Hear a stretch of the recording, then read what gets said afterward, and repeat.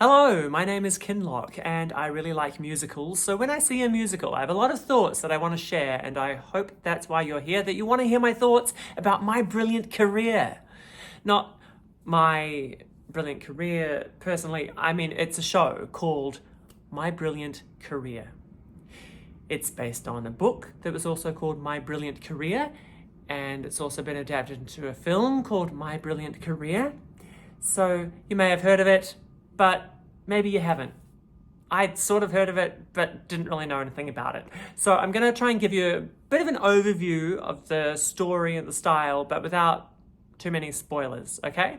So the book originally came out in 1901, and it's set in like the Australian countryside, and it follows this one central female protagonist called Sibylla Melvin. And she tells the story from her point of view. And it's all about how she gets sent around from like farm to farm to farm to farm. And so we see her in a few different places. And along the way, we meet a cast of colourful characters. So the story kind of sees her going from a girl to a woman, like her teenage years, I think about 15 to 19, that sort of time of life. And she's coming into her own. And we meet her poor family, then we meet her rich family, and then we meet her weird eccentric employers. And we also meet unwanted suitors, we meet wanted suitors. So there's a bit of, bit of a love kind of triangle. I don't know, what's another shape it could be? Amoeba. There's a bit of love in the air. So that's kind of the overview. And that's probably as much as you need to know, because it's not a typical story with a beginning, middle, end. It feels more like the crux of the thing, what really carries this show, but also the book and the story, is this character. It's almost just like a character study and getting inside the head of Sibylla and who she is as a woman, as a human. And so sometimes she has these monologues where she speaks directly to the audience. In the book, she, speaks directly to the reader, where she'll go on about, her thoughts and how she wants this for her life. She wants that for her life. She has all these dreams that boys are allowed to have, but she's not allowed to have them because she's not a boy. She's a girl. And that means that her options are very limited. She can be a governess. She can get married off to someone rich. She can work on a farm until her fingers bleed. It's really hard to imagine a life where she might be able to break out of that and do the creative things that her soul yearns for. Making music, writing stories, that sort of thing. She wants to write a book. And yeah, it's just really hard. But she's not without joy. She just has a lot of big feelings, which feels very appropriate for a teenager with all the hormones coursing through them and stuff. They have very high highs and very low lows. And so the drama kind of comes from her character, and as much as it comes from, the story and the way we go. So this leads me to an interesting point, because she speaks directly to the audience at the start of this musical, and she says how this isn't a romance. She also says that there's no plot.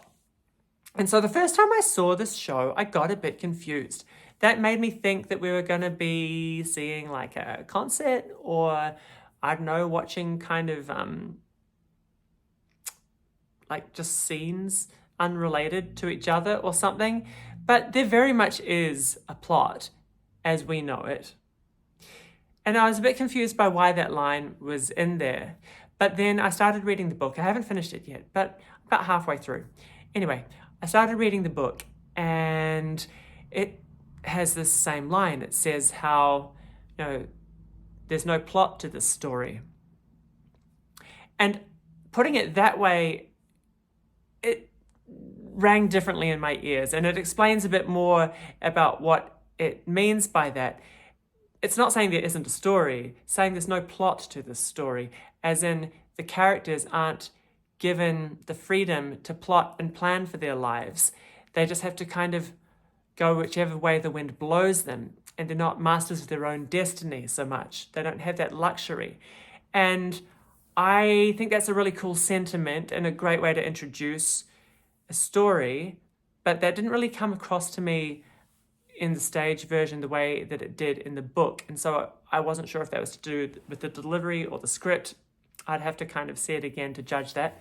I have already seen it twice, but I think I'd have to see it again to know exactly what the line is and how it is in the script. So anyway, I just thought that might be worth mentioning because the first time I saw it, it did throw me. I was like, they said this isn't a romance, but it feels very romantic. And they said there's no story, but there very much is. I was confused when we got to interval, and it seemed like the romance was the main gist of this whole thing that was really driving it. The way Act 1 ends is very much with these two characters getting together in a way that we've sort of been rooting for.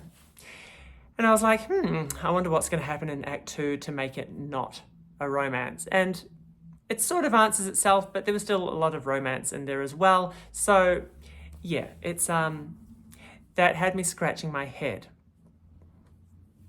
We will come back to that point, I promise. So I have to tell you my favorite thing about this show and about the way that it's staged and why it is just unmissable. It is the fact that the cast, who are giving you all these characters, and most of them play multiple characters, but Gare, who plays Sibylla, she just does that one character and does it so well. Okay, so not only are they giving us multiple characters, they're also singing. They're also playing instruments. They're also dancing. They're also doing acrobatics. They're also doing lots of costume changes and interacting with the set in fun ways. But I mentioned instruments. They're not just playing instruments, like one instrument each. They each play like multiple instruments. Like every time I looked over, I'd see someone playing something I hadn't noticed before. Like, oh, look, it's a glockenspiel. Oh, double bass. Oh, dancing with a cello. What? And now there's a guitar and someone's playing the saw. Where did the fiddle come from? It's just like there's so many instruments. This cast is phenomenally talented, playing multiple instruments, doing all these other things. Apparently the rehearsal process was sort of like, can you do this? No, not yet. I'll learn by opening night. So they're just picking up all these crazy skills. I mean, yeah, sure, you've got to have a few things that you could do already, but then picking up all these new ones along the way, and they all just make it look so effortless and smooth, and it just all works together like this very well-oiled machine. It's very impressive. Very, very impressive. So I should probably credit some of the creative team. So I'm going to tell you a few names that might be important. So like the music and the lyrics for the songs were written by Matthew Frank and Dean Bryant. The book was by Sheridan, Harbridge and Dean Bryant. But my understanding of the way things went is that they originally wrote this for like more of a traditional book musical. And this has been in development for a few years, but the other versions of this show have been a little bit different to what this one ended up being. And so my understanding is that a big part of the creative force behind this new version is the director, Anne-Louise Sarks, and Sarks, oh, sorry, I might have butchered that name. Sarks. And the musical director, Victoria Falconer. Victoria Falconer seems to really love actor musicians, that dynamic that it brings to a show. And so conceived of it more as like a gig musical where you see the band playing the songs and like everyone's there doing everything, and the songs are kind of like sort of adding to the vibe not necessarily just like coming straight from the heart of a singer in a non-diegetic way. Like sometimes it's non-diegetic, sometimes it's diegetic, sometimes it's just a background vibe, sometimes it's dialogue. Like, yeah, the way that the music is used sort of ebbs and flows in different ways. And I think they kind of like rearranged songs and cut some out and beefed some up. And so like, yeah, this has very much kind of been tailored to the very specific set of skills that this cast has. And that's a huge part of what makes it incredibly successful. I think it's a success. I don't know what the definition of that word is. We'll come back to that. But it also makes me wonder about the future for this show, because if you didn't have these phenomenally gifted performers who can do literally everything, then the show might look and sound quite different, and I'm not sure if it would reach the audience in the same way, but this definitely reached the audience, okay? Believe me. So I mentioned that I don't know what a success is, and I'm going to tell you what I meant by that, because it will lead me to a bit of a bugbear that I had with this show, which is to do with some of the song lyrics. I just didn't find them particularly lyrical. Like sometimes there was a bit of an attempted metaphor that didn't quite pan out, things like that. And sometimes they didn't quite sit on the melody the way that you'd expect to get the point across. And so sometimes this meant that I had trouble following, what this song was about, or what exactly is happening here. Like, you keep emphasizing this, da-da-da-da-da-da, this, da-da-da-da-da-da, this, da-da-da-da-da-da, this. And it's like, I feel like we're emphasizing the wrong part of the thought, because I'm not getting the bits in between. I'm just getting a lot of nouns and words that rhyme every time, but I'm like missing some of the stuff in between. Yeah, so I think that the more I hear the songs and listen to them, the more they grow on me and the more sense I can pull out of them, but the sense didn't always come across on the first listen, which is a bit of a shame. The reason this is linked to the word success is that there was this one song called Make a Success, I think that's what it's called, because the refrain or the chorus is this girl, Blanche, basically saying, I want to make a success, I want to make a success, I want to make a success. And, okay, cool. Well, what do you mean by that, Blanche? Well, she sings about wanting to be treated like a queen and being on the covers of magazines and being all glamorous, living the high life. Okay, cool, great. But you're telling us that's what your life is already, and you want to make a success. So does that mean that what you're doing now isn't a success? Wait, do you mean you want to be a success? I don't know. All you've talked about is wanting to find a husband. What do you mean when you say you want to make a success? Like, everyone wants to be successful. I want to be successful at something. Please. I think we all want to make a success, as it were, but that means something different to everyone.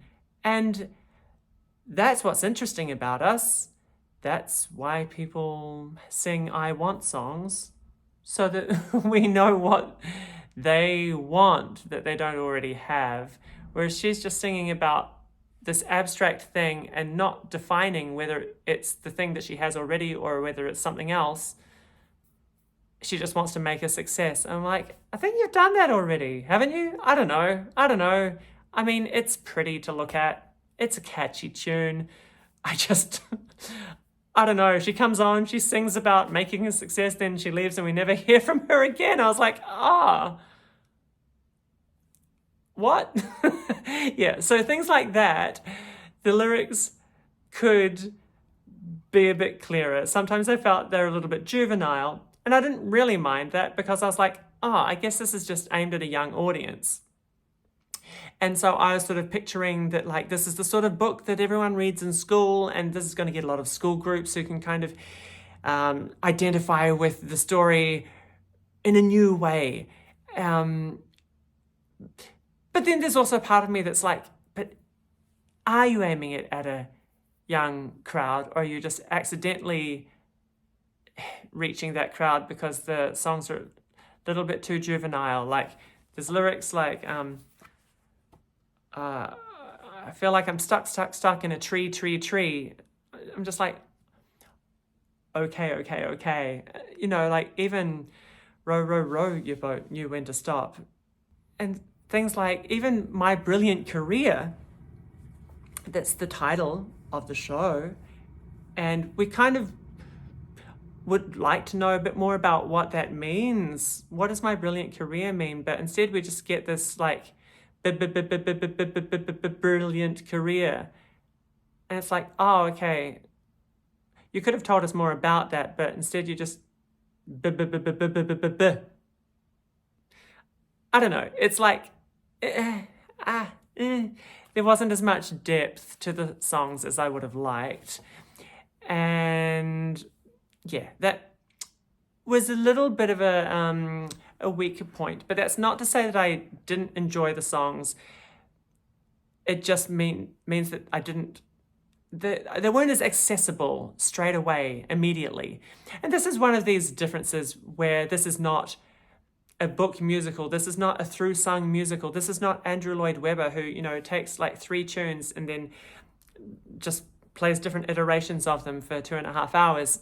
This is like each time you get to a song, it's its own defined thing. Sometimes you have a little bit of a reprise, but mostly these are all these separate songs. But that's just quite hard because it means everything's very dense. And so when you're watching an unfamiliar story, meeting all these unfamiliar characters and trying to follow these unfamiliar lyrics and process an unfamiliar melody, it becomes a little bit much at times. And that's where you sort of have to rely on the vibes. Thankfully, the vibes are strong. The visuals and the lighting and the costumes and all of that stuff, just phenomenal. And so it really does a great job of like painting this world, even though I wasn't always quite understanding where this melody was going or catching every word. That was the first time I saw it. Since then, I've had the opportunity to become a bit more familiar with the music, and it's really growing on me. And there actually is a bit more depth to the lyrics. If you sit down and study them, they just don't immediately come across when you hear them, unfortunately. So yeah, it's not without merit. It just kind of, I didn't find it immediately accessible. But the more I've listened to it, it's grown on me, and the second time I saw the show, I did like understand more about it. Yeah, so I just think in terms of like a future for a show, futures for shows and like making things that travel and like get anticipated, there sort of needs to be something other than the visual element, the altogether watching it on stage live element that has to sort of hook people in. And often that's the music. Like people will listen to cast recordings, whether it's Les Mis or Heathers. You know, you often have these strong fandoms that develop because they have, even if it's just one song, like that one from The Notebook that everyone's singing at the moment. It can really hook people in, and then people will go to the show for that, and then they come to enjoy the rest as well. But I just don't know what that thing would be for My Brilliant Career, because so much of a part of what has made this an incredible production is the hugely talented cast. They're multi-talented. That's not going to be easy to replace and find elsewhere. Also, just the visuals of it are gorgeous, but does that mean that it's only going to work if you do replica productions? Yeah, I don't know. I'm just kind of trying to think like a producer, which I have no business doing. Sorry, I can't afford to do an international tour of this. Sorry. I'm pretty sure there was something else I said I was going to come back to, which I haven't, but oh well, we'll see. Yeah, there are some other little minor quibbles I had. Like I mentioned, sort of like talking about having no plot, but it didn't come across the way that I thought it was meant originally by the author. And another example of that is like, there's this thing that Sibylla and her sister say to each other, and it's "Honour bright."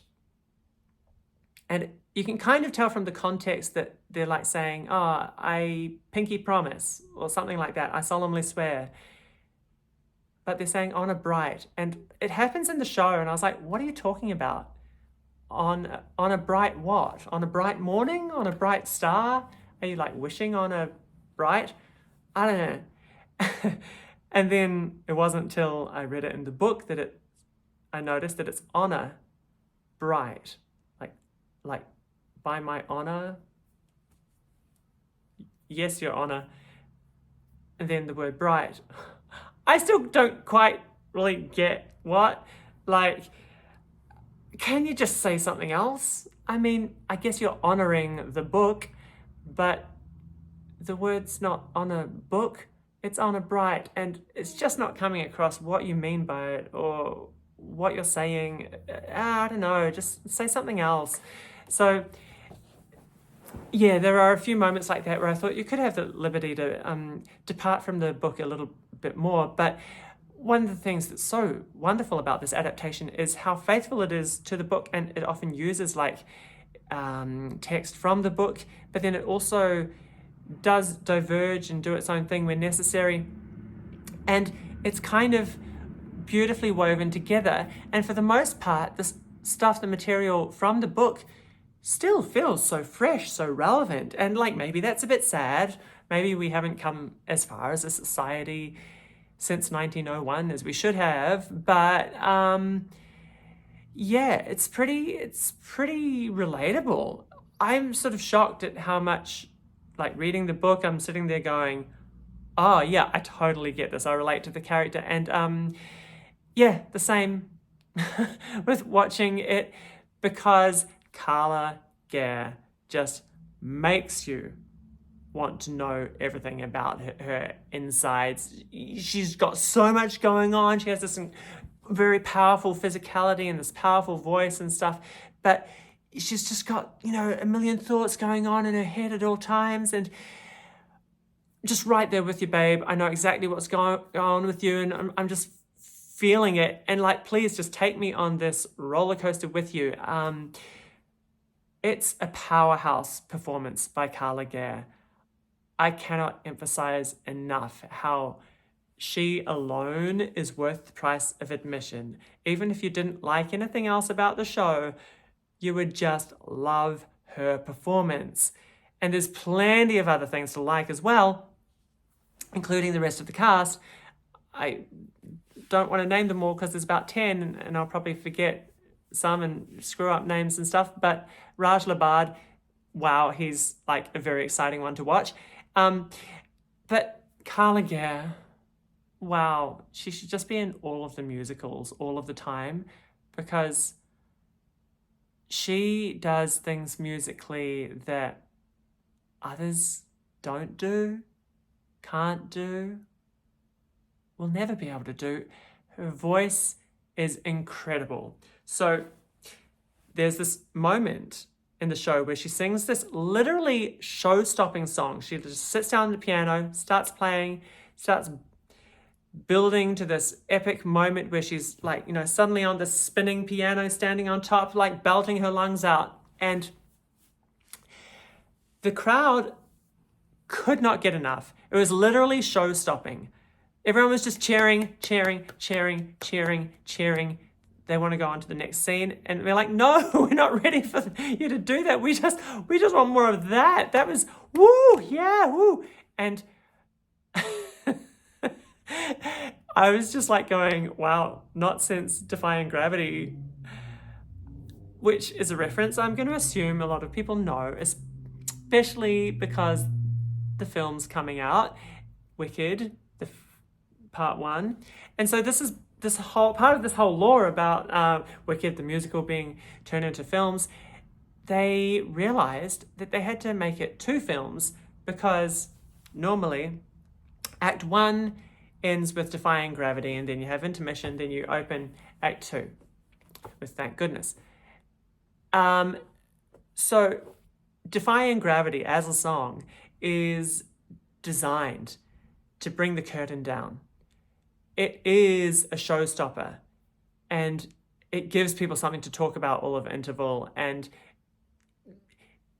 when you try to put that into one film, they were finding, apparently, that you couldn't follow that moment with anything.